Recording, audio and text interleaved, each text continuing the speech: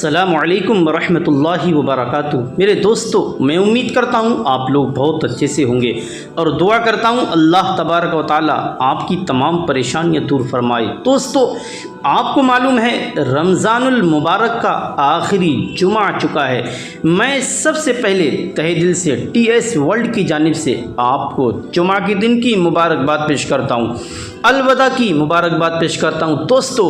वैसे तो आखिर में हर दिन रमज़ानुल मुबारक के महीने में अलविदा हुआ करता है। इस मौके पर हमें अपने रब को इतना याद करना चाहिए, गुनाहों पर शर्मिंदा होकर के ज़ारों कतार रोना चाहिए कि ये बाबरकत महीना, ये बरकतों को समेटता हुआ, या ऐसा रहमतों वाला महीना, मुसीबतों को टालने वाला महीना, अपने रब को राज़ी करना है, अपने गुनाहों पर शर्मिंदा होना है, ज़ारों कतार रोना है, ज़्यादा से ज़्यादा इबादत करनी है, अल्लाह उसके रसूल का जिक्र करना है, दरूद और सलाम की डालियाँ निछावर करनी है, और जितना हो सके हम जो भी परेशानी हमारे ऊपर ज़्यादा रहती हो हम अपने रब को याद करें और परेशानी सामने रखें। अल्लाह के रसूल सल्लल्लाहु अलैहि वसल्लम का वसीला देकर, माह मुबारक का वसीला देकर, ख़ासकर जुमा का दिन, अलविदा के दिन का वसीला देकर हम जो भी जायज़ दुआ कर लें, इंशाअल्लाह हमारी दुआ ज़रूर कबूल होगी। हमारा अक़ीदा यकीन कामिल के साथ आज आप दुआ कर लीजिए। जुमा का दिन अल्हम्दुलिल्लाह। और आज की इस वीडियो में एक पैगाम ले लीजिए। आपको करना क्या है, ख़ुद भी सुने, फैमिली को सुनाएं और मुकम्मल तैयारी के साथ बैठें। जुमा के दिन किसी भी टाइम इफ्तार से पहले आप लोग, चाहे फजर की नमाज के बाद, चाहे जुमा की नमाज से पहले या बाद में, ख़ासकर रमज़ानुल मुबारक के आखिरी जुमा यानी अलविदा के दिन आपको सूरह जुमा की तिलावत सुननी है। अगर कुछ लोग कुरान पाक को पढ़ना नहीं जानते तो वो लोग इस वीडियो को देखकर मौका ये तलाश ना करें कि ये वीडियो हमारे लिए देखना बेकार है, बल्कि ऐसा नहीं है। आज तो आपके लिए पूरा मौका है, इतनी छूट है कि आप सिर्फ कुरान पाक को दिल से सुन लीजिए। कुरान पाक की सूरह जुमा को आप जितना सुनेंगे, अल्लाह के रसूल फरमाते हैं आपके घर में कभी फाका नहीं होगा, कभी रिस्क में तंगी नहीं आएगी, कभी मोहताजी नहीं आएगी। सूरह जुमा को सुनने वाला जुमा के दिन, ख़ासकर अलविदा के दिन, कभी किसी का मोहताज नहीं रहता, उसके घर में नहुसत आएगी और इंशाअल्लाह सुनते सुनते कुछ ही दिनों में उसके घर की तमाम परेशानियां दूर हो जाती हैं। सूरह जुमा की बरकत से, ख़ासकर माह रमज़ान के आखिरी जुमा की बरकत से तमाम परेशानियां दूर हो जाती हैं। अल्हम्दुलिल्लाह अज़्ज़ा वजल। हमारा अक़ीदा है कि कुरान पाक की सूरह मुबारक, बाबरकत सूरह मुबारक और रमज़ान मुबारक के महीने में तीसरे अशरे में नजात का अशरा जो है, अल्लाहु अकबर। तो हमें चाहिए कि हम इस अंदाज से आज सूरह मुबारक की कसरत कर लें कि आज तो 3 मरतबा ही नहीं बल्कि हमें 7 मरतबा, 11 मरतबा, 21 मरतबा, जितना हो सके आज टाइम निकाल लीजिए अल्लाह की रज़ा के लिए। इंशाअल्लाह आपकी ज़िंदगी हमेशा के लिए चमक जाएगी, आपकी तमाम परेशानियां दूर हो जाएंगी, आपकी रिस्क की तंगी दूर हो जाएगी, मालो दौलत की तंगी दूर हो जाएगी। तो आइए दोस्तों, इन्हीं तमाम फजीलतों के साथ सुन लेते हैं अब सूरह जुमा की तिलावत। लेकिन उससे पहले मेरी आपसे रिक्वेस्ट है, गुजारिश है, अगर अभी तक आपने हमारे चैनल TS वर्ल्ड को सब्सक्राइब ना किया और दिल से सब्सक्राइब करें और रमज़ान मुबारक के महीने में इस वीडियो को दिल से लाइक करें, सदक़े जारिया समझकर तमाम लोगों में ज़रूर शेयर करें। आइए अब सुन लेते हैं सूरह जुमा की तिलावत। औज़ु बिल्लाहि मिनश शैतानिर रजीम, बिस्मिल्लाहिर रहमानिर रहीम। युसब्बिहु लिल्लाहि मा फिस समावाति व मा फिल अर्दिल मलिकिल कुद्दूसिल अज़ीज़िल हकीम। हुवल्लज़ी बअस फिल उम्मीयीना रसूलन मिनहुम यतलू अलैहिम आयातिही व युज़क्कीहिम व युअल्लिमुहुमुल किताब वल हिकमत व इन कानू मिन क़ब्लु लफ़ी ज़लालिन मुबीन। व आख़रीन मिनहुम लम्मा यल्हक़ू बिहिम व हुवल अज़ीज़ुल हकीम। ज़ालिक फ़ज़्लुल्लाहि यु'तीहि मन यशाअु वल्लाहु ज़ुल फ़ज़्लिल अज़ीम। मसलुल्लज़ीन हुम्मिलुत तौरात सुम्मा लम यहमिलूहा कमसलिल हिमारि यहमिलु अस्फ़ारा। बि'स मसलुल क़ौमिल्लज़ीन कज़्ज़बू बिआयातिल्लाह वल्लाहु ला यहदिल क़ौमज़ ज़ालिमीन। क़ुल इन قل يا أيها الذين هادوا إن زعمتم أنكم أولياء لله من دون الناس فتمنوا الموت إن كنتم صادقين ولا يتمنونه أبدا بما قدمت أيديهم والله عليم بالظالمين قل إن الموت الذي تفرون منه فإنه ملاقيكم ثم تردون إلى عالم الغيب والشهادة فينبئكم بما كنتم تعملون يا أيها الذين آمنوا إذا نودي للصلاة من يوم الجمعة فاسعوا إلى ذكر الله وذروا البيع ذلكم خير لكم إن كنتم تعلمون فإذا قضيت الصلاة فانتشروا في الأرض وابتغوا من فضل الله واذكروا الله كثيرا لعلكم تفلحون قل يا أيها الذين هادوا إن زعمتم أنكم أولياء لله من دون الناس فتمنوا الموت إن كنتم صادقين ولا يتمنونه أبدا بما قدمت أيديهم والله عليم بالظالمين قل إن الموت الذي تفرون منه فإنه ملاقيكم ثم تردون إلى عالم الغيب والشهادة فينبئكم بما كنتم تعملون يا أيها الذين آمنوا إذا نودي للصلاة من يوم الجمعة فاسعوا إلى ذكر الله وذروا البيع ذلكم خير لكم إن كنتم تعلمون فإذا قضيت الصلاة فانتشروا في الأرض وابتغوا من فضل الله واذكروا الله كثيرا لعلكم تفلحون وإذا رأوا تجارة أو لهوا انفضوا إليها وتركوك قائما قل ما عند الله خير من اللهو ومن التجارة والله خير الرازقين بسم الله الرحمن الرحيم يسبح لله ما في السماوات وما في الأرض الملك القدوس العزيز الحكيم هو الذي بعث في الأمين رسولا منهم يتلو عليهم آياته ويزكيهم ويعلمهم الكتاب والحكمة وإن كانوا من قبل لفي ضلال مبين وآخرين منهم لما يلحقوا بهم وهو العزيز الحكيم ذلك فضل الله يؤتيه من يشاء والله ذو الفضل العظيم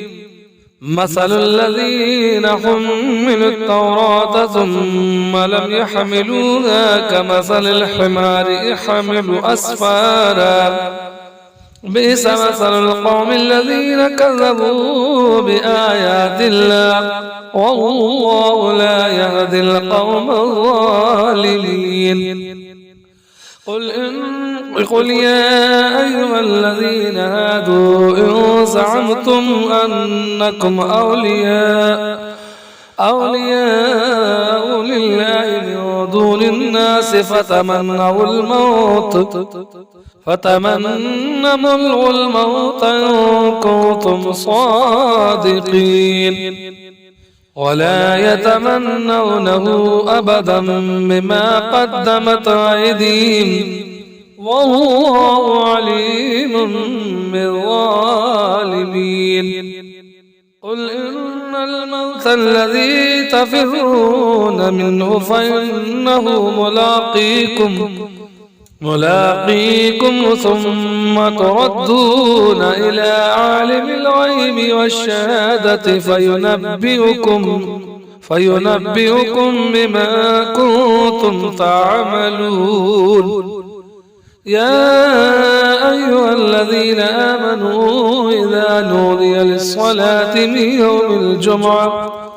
فاسعوا إلى ذكر الله وذروا البيع ذلكم خير لكم إن كنتم تعلمون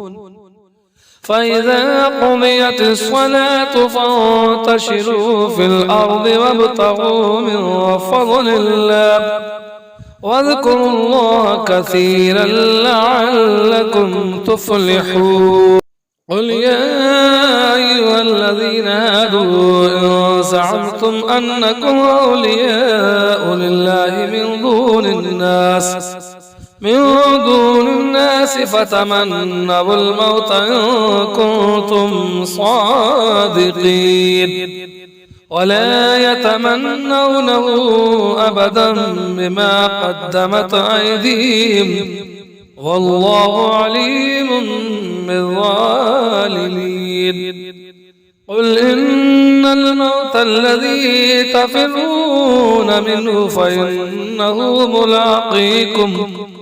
ثم تردون إلى عالم الغيب والشهادة فينبئكم بما كنتم تعملون